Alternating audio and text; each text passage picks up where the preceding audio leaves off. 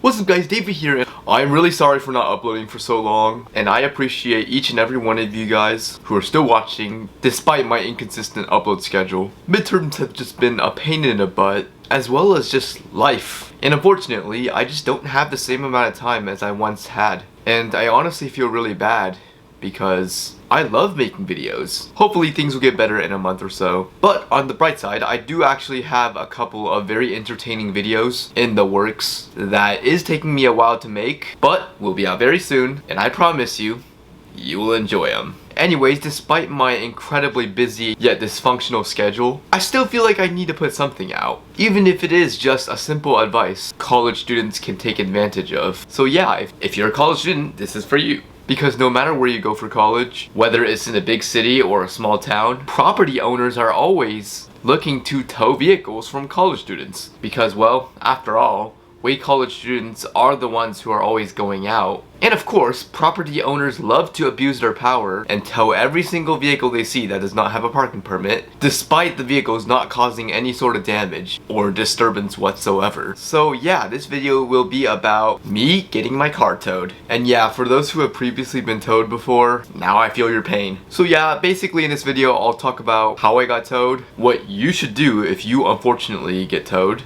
and some potentially illegal advices you can take to avoid getting towed. That was a joke, by the way. But before I get into this video, I would like to ask everyone who finds this video valuable to go ahead and leave a like, as it helps me defeat this evil YouTube algorithm, as well as subscribing to this channel for more college related content. Alright, so this unfortunate event took place about 2 months ago on a Friday night. So on this particular evening, one of my friends hosted a party in his apartment. Usually when one of my friends throw a party, I probably would not go because most of the time I have something more important to do. But on that particular evening, I had a pretty rare occurrence of actually not having much to do that evening. And it was probably gonna be either I go to this party or I end up playing Valorant in my room for 5 hours. So yeah, ironically, I decided to be social for once. Anyway, so when I arrived at my friend's apartment complex, I couldn't find any signs telling me where visitors should park. Now, I didn't want to be that guy who is parking in front of other people's places and unnecessarily making other people's life difficult. So I decided to park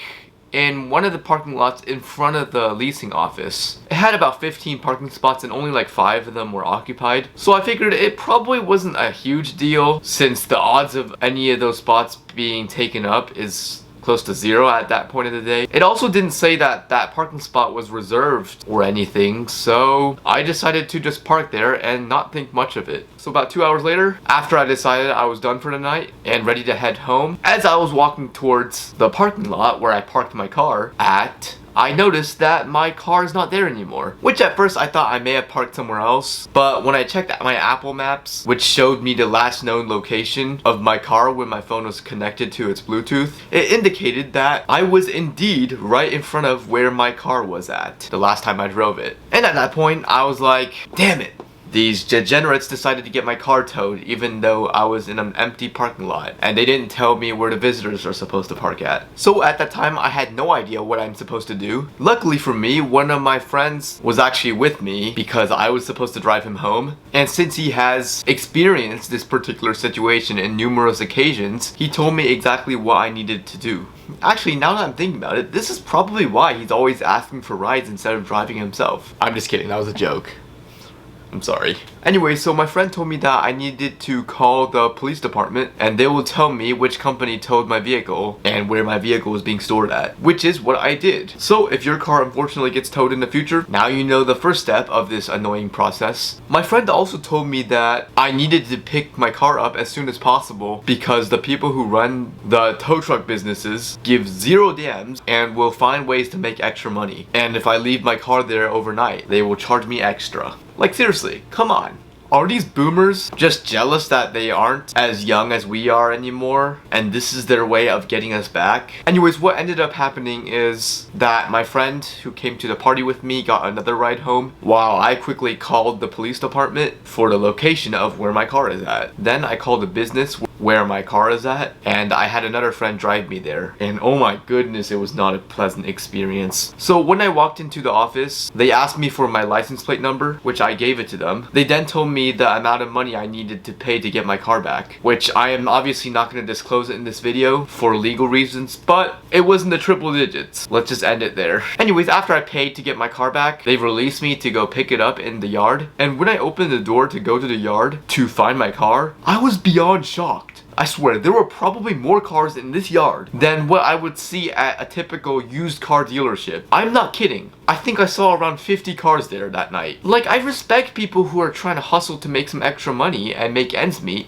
but not at the cost of other people's happiness. I mean, sure, if someone has been parking at an apartment complex to park abuse for a few days and it is causing problems, sure, tow the car. In fact, please tow the car. But when someone is parked in an empty parking lot for an hour, and as the property owner, you're trying to get that car removed, you're just being an asshole for some extra money. Now, I could rant about this all day, but unfortunately, there are tons of people out there who are not concerned at all about other people, and me ranting about it is just gonna waste my time. So instead of wasting more time, how about I give you some advice on how you can avoid getting your car towed? So the first major rule of thumb is, in any situation, do not park abuse. Even if it costs like $5 to park in a normal parking lot, do not try to park at a McDonald's or a grocery store parking lot for an extended period of time. Because while it is unlikely that the owners of Walmart or McDonald's will actually care that much, since they usually have more than enough